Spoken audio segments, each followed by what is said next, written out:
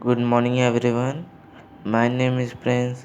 Today I am going to read this book, Atomic Habit, Chapter 1. This is part 2. If you haven't watched part 1, please watch. Making a choice that is 1% better or 1% worse seems insignificant in the moment, but over the span of movement that make up a lifetime, these choices determine the difference between who you are and who you could be. Success is the product of daily habit, not once in a lifetime transformation. That said, does not matter how successful or unsuccessful you are right now. What matters is whether your habits are putting you on the path toward success. You should be far more concerned with your current trajectory, trajectory that than with your current result. If you are a millionaire trajectory, if your spending habit do not change, it's not going to end well. Conversely, if you are broke but you save a little bit every month, then you are on the path toward financial freedom. Even if you are moving slowly than you did like, your outcome are a lagging measure of your habits. Your net worth is a lagging measure of your financial habits. Your weight is a lagging measure of your eating habits. Your knowledge is a lagging measure of your learning habits. Your your clutter is a lagging measure of your cleaning habits. You get what you repeat. If you want to predict where you will end up in life, all you have to do is follow the curve of tiny gain of tiny lose and see how your daily choice will compound 10 or 20 years down the line. Are you spending less than you earn each month? Are you making it into the gym each week? Are you reading book and learning something new each day? Tiny battles like these are one that will define your future self. The time Time magnifies the margin between success and failure. It will multiply whenever you feel it. Good habits make time your allow. Bad habits make time your enemy. Habits are a double-edged sword. Bad habits can cut you down just as easily as good habits can build you up, which is why understanding the details is crucial. You need to know how habits work and how to design them to your liking so you can avoid the dangerous of the battle half of the blade. Your habits can compound for you or against you. Positive compounding productively compounds. Accomplish one extra task is a small feat on any given day, but it counts for a lot over an entire career. The effects of automating an old task of mastering a new skill can be even greater. The more tasks you can handle without thinking, the more your brain is free to focus on other areas. Knowledge compound. Learning one new idea was not making you genius, but a commitment to lifelong learning can be transforming. Furthermore, each book you read not only teaches you something new but also open up different way of thinking about old ideas. As Warrior Buffett says that how knowledge works, it builds up like compound interest. Relationships compound. People reflect your behavior back to you. The more you help others, the more others want to help you. Being a little bit nicer in each interaction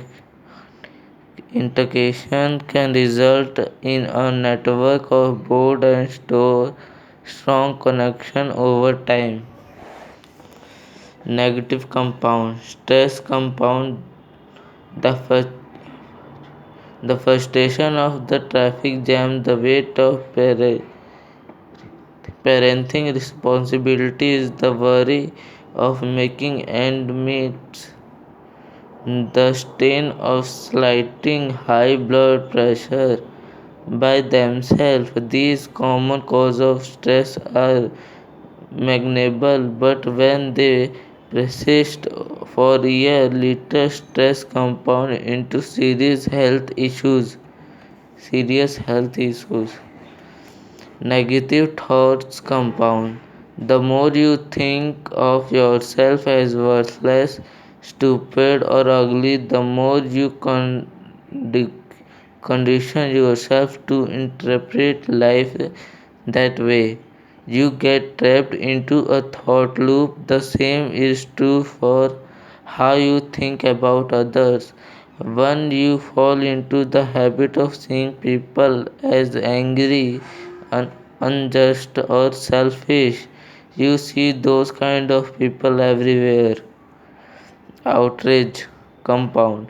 Rito's protests and mass movement are rarely the result of single event. Instead, a long series of micro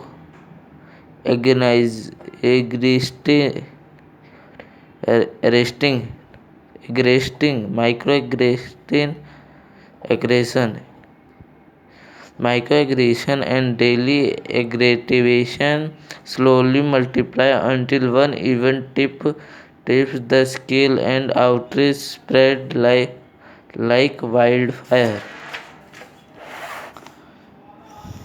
What progress is really like? Imagine that you have an ice cube sitting on the table in front of you. The room is cold and you can see your breath in it is currently 25 degree. Even so slowly the room began to heat up. 26 degree, 27, 28. The ice cube is still sitting on the table in front of you. 29 degree, 30, 31. Still nothing has happened. Then 32 degree, the ice cube began to melt. A 1 degree shift, seemingly no different from the temperature increase before it, has the unlocked a huge change. Breathe-out movements are often the result of many previous actions which build up the potential required to unleash a major change. That pattern shows up everywhere. Cancer spends 80% of its life undetectable, then take over the body in months.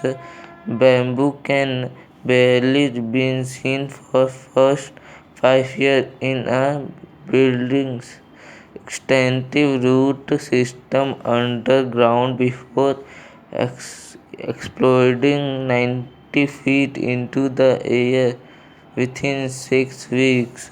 Similarly, habits often appear to make no difference un- until you cross a critical threshold and unlock a new level of performance. In the early and middle stage of any quest, this is often a value of disappointment.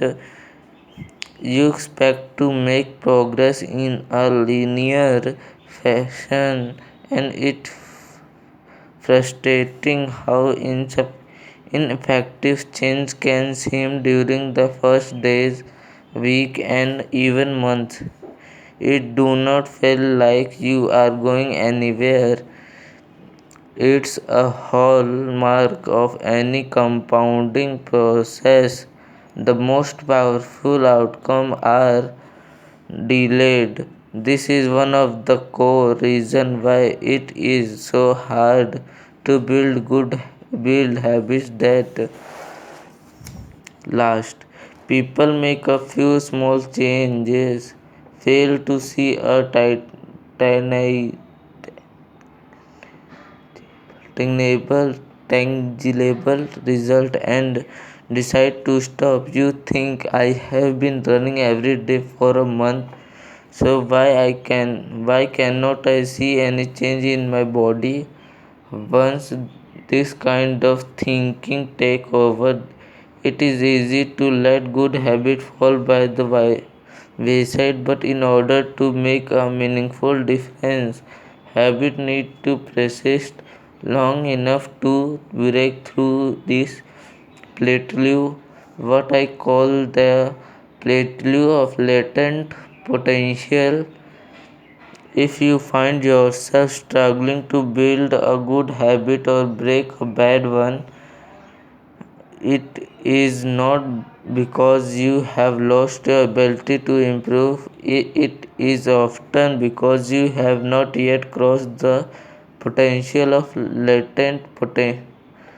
plateau of latent potential.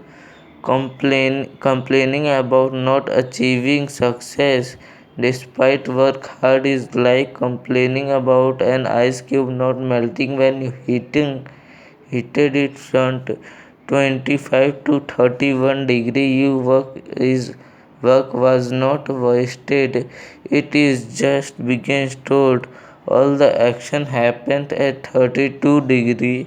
When you finally break through the plateau of latent potential, people will call it an overnight success. The outside world only seems the most dramatic event rather than all that persist persisted it. But you know that it's the work you did long ago when it seemed that you was not making any progress that making the jump today possible. It is human equivalent of geological pressure. Two two tectonic plates can grind against one another for millions of years. The tensine slowly build all the while. Then one day they rub each other one against in the same fashion they have for ages. But this time the tensile is too great and earthquake erupt. Change can take years before it happens all at once. Mastery required patents. The same the same Antonic spurs one of the most successful team in NBA history, has a quote from social reformer Jacob Riis hanging in their locker room where nothing seemed to help. I go and look at the stonecutter hammering away at his rock, perhaps 100 times without as much as crack shows in it. Yet at the 101st blow it will split into two, and now I know it was not the last blow that did it, but all that had gone before.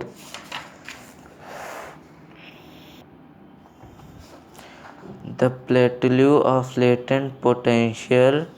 Result time. What do you think should happen? What actually happens?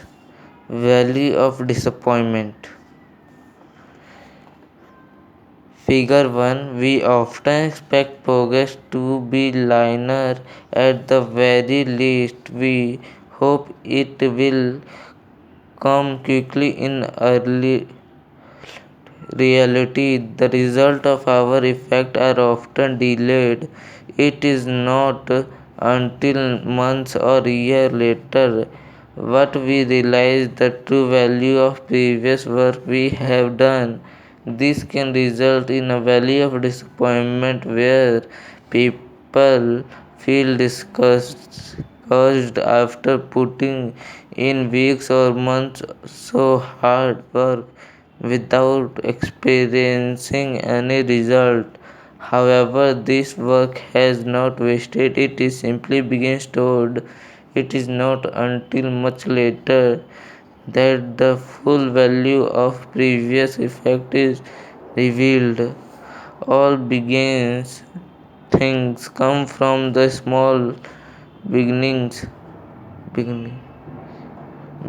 The seed of every habit is a single tiny decision, but as the decision is repeated, a habit sprouts and grows stronger. Roots entrench themselves and branches grows.